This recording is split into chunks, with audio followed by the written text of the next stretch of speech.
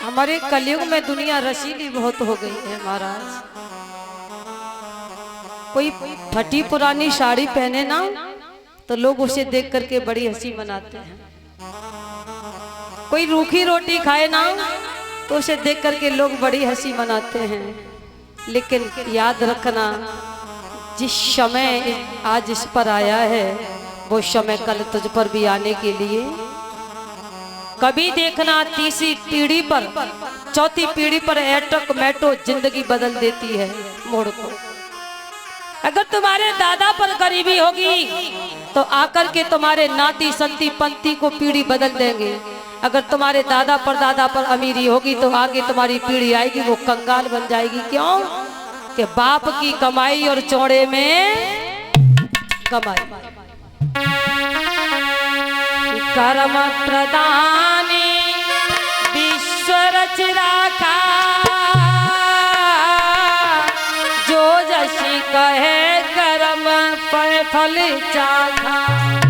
महाराज कलयुग में लोग फल के चस्कीले हो गए हैं, लेकिन जैसी करनी करोगे वैसा फल जरूर मिलेगा। कलयुग ने कहा कि प्रभु तुम मुझे क्यों मारने के लिए तैयार हो, मार दो। लेकिन देख लो ब्रह्मा जी की आन चली जाएगी। जैसे ही कलयुग को परिचित महाराज मारने के लिए तैयार हुए, उसी समय परिचित हाथ जोड़ करके खड़ा हो गया और कहा कि बोला है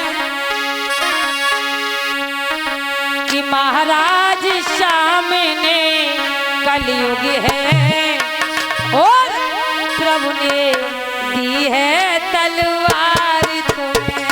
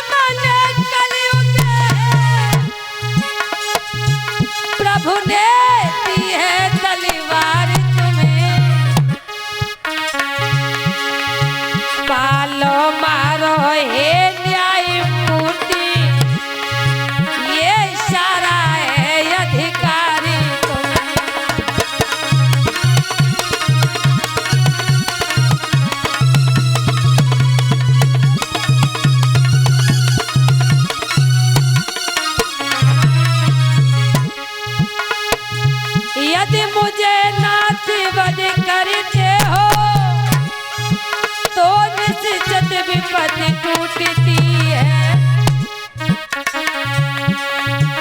चाहिए लेकिन नीलधामी ब्रह्मा की आन टूटती है।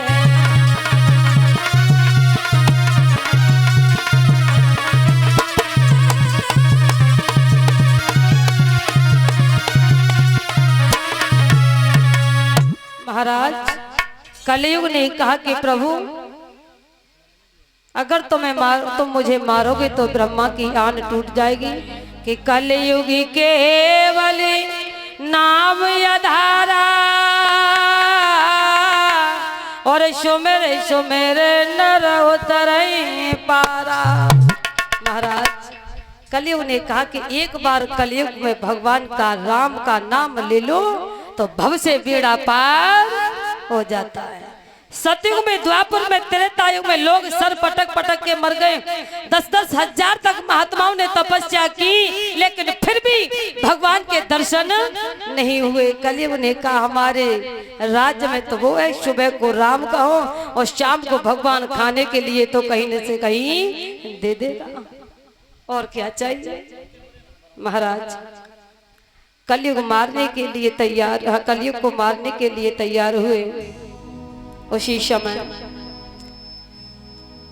कलयुग हाथ जोड़ करके खड़ा हो गया, मार दो प्रभु। जब इतनी बात कही ब्रह्मा जी की आन टूट जाएगी, उसी समय परिचित दूर खड़े हो गए। कहीं ऐसा ना हो जाए मुझसे पाप हो जाए। उसी समय कलयुग ने कहा मार दो। मार क्यों नहीं देते हो, आज देरी नहीं हुई महाराज। परिचित के लाल लाल आंखों में डोरे देख करके कलयुग कहने लगा, प्रभु हमें मार दे तो क्यों नहीं देते हो? शीशा में मारने के लिए तैयार हो गए, देरी नहीं हुई।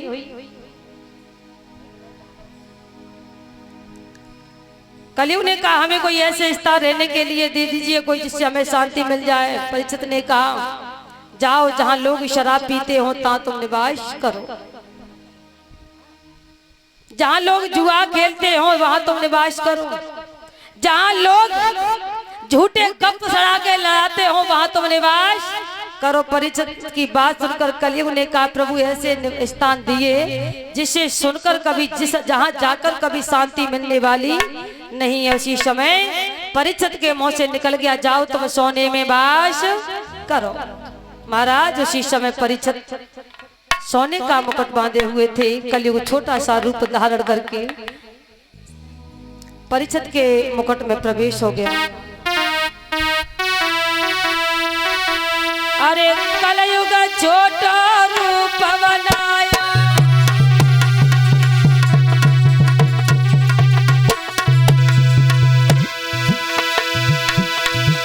एक कलयुग छोटा रूप बनाया और राजा के मुकुट घुस आयो।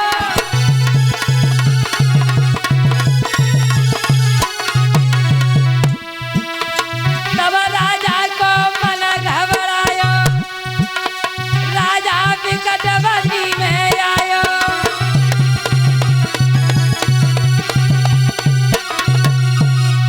देरी नहीं हुई महाराज।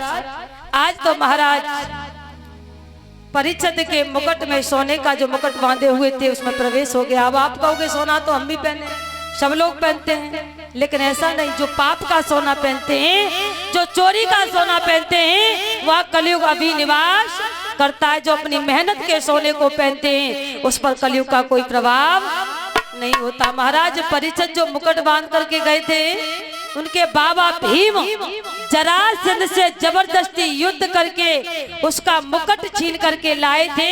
उस मुकुट को पहन करके परिचित शिकार खेलने के लिए गए, इसलिए उस मुकुट में कलयुग प्रवेश हुआ। बोल गोविंद भगवान की। महाराज आगे पढ़े जब लोमस ऋषि की कुटिया पर पहुंचे हैं, परिचित को प्यास लगी। आवाज लगाई बाबा जी आंख खोलिए मुझे प्यास लग रही, और बोले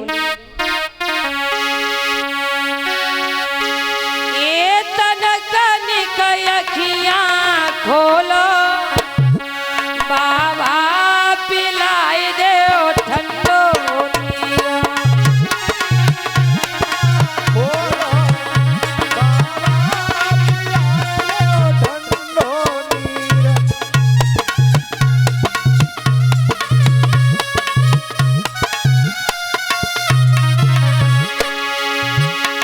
प्यास से गलो रयो मेरो सूखी,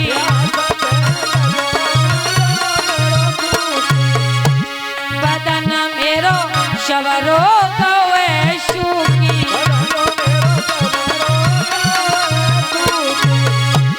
अरे कछु मुकशी बोलो बाबा मुकशी बोलो बाबा पिलाई दे ठंडो नीरा।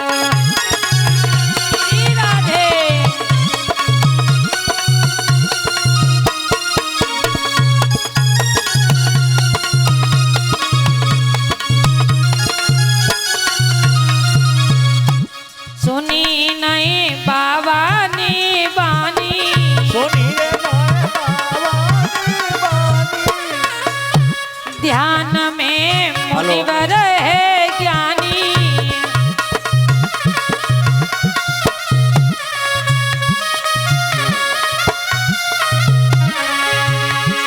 ऊपर गुस्सा में आयो, गुस्सा में आयो बाबा ठंडो नीरा।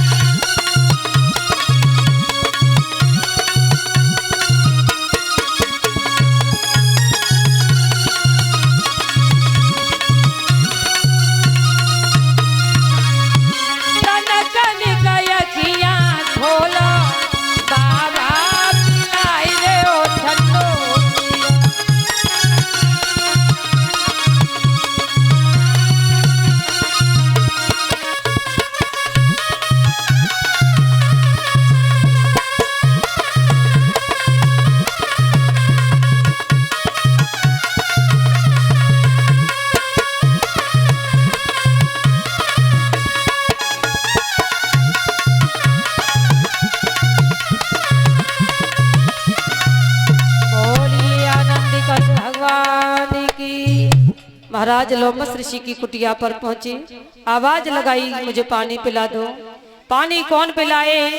साधु तो भगवान के भजन में लीन है। परीक्षित ने सोचा ये मेरा अपमान कर रहे हैं। मरा हुआ तक्षक पड़ा हुआ था, बाण से उठा करके लोमस ऋषि के गले में डाल दिया। घर के लिए चले आए। श्रृंगी ऋषि को जब पता चला कि मेरे पिता के गले में मरा हुआ सर्प हस्तिनापुर के महाराज परीक्षित डाल के चले गए, तुरंत ही परीक्षित को श्राप दे दिया। आए पिताजी के पास, सर्प को निकाल करके फेंक दिया। और महाराज निकाल करके जब फेंका और कहा कि पिताजी, परीक्षित ने तुम्हारे गले में मरा हुआ सर्प डाला, मैंने श्राप दे दिया। लोमस ऋषि ने कहा ये बेटा तुमने बहुत गलत किया। प्रथम कलयुग का राजा था, बड़ा धर्मात्मा राजा है। कलयुग के प्रवेश ने उसने ऐसा कर दिया, नहीं तो कभी नहीं करता।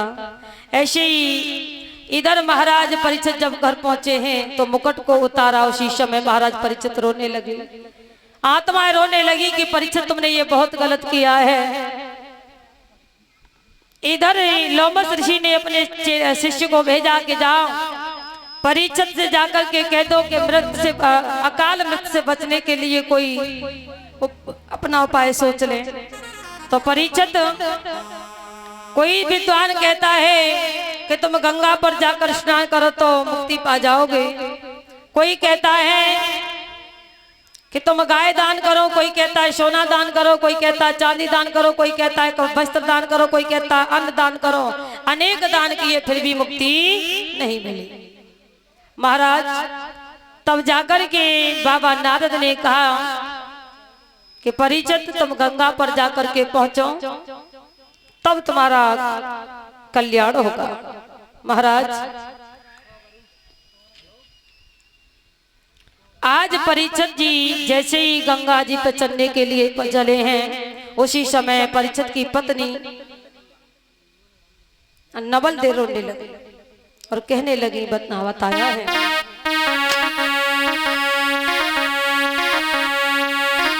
कि पति बिनी है जीवन बेकारी और पिया मती जइयो गंगा।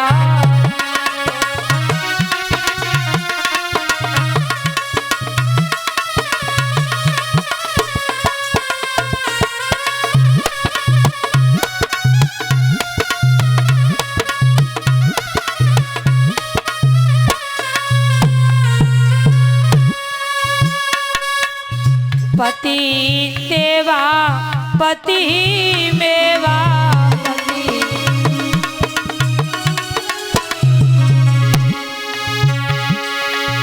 पति देवा पति मेवा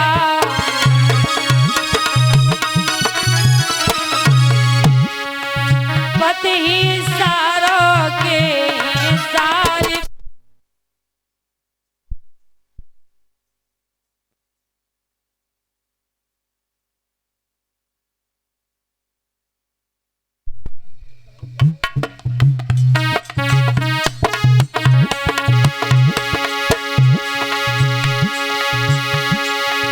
पति ब्रह्मा पति विष्णु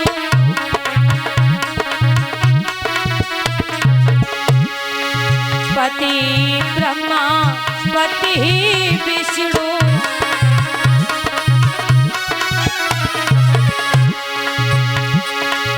पति शिव शंकर अवतार पिया मति जय गंगा।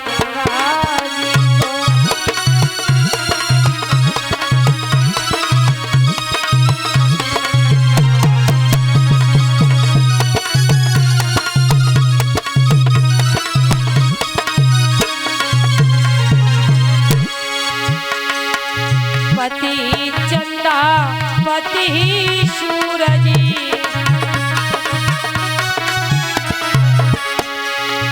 पति चंदा पति सूरज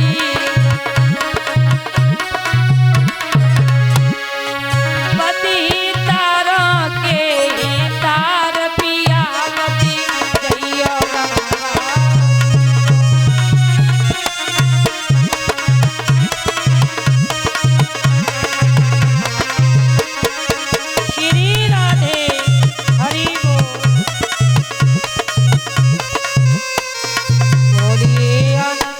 भगवान की। नवलदे ने बार बार मना किया।